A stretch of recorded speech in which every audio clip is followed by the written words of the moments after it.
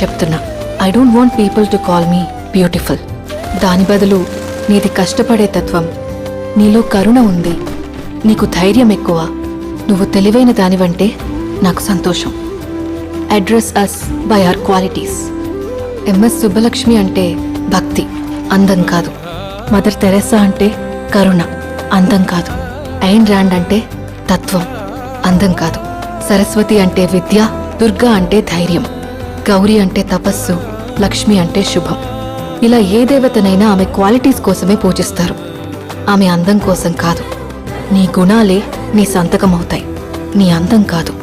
అందుకే ప్రపంచము మగాళ్ళలో కాదు, ఆడదే ఆడదాన్ని అందాన్ని దాటి చూసుకోగలగాలి.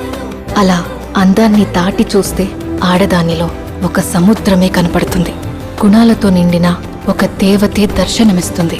So seek for the God.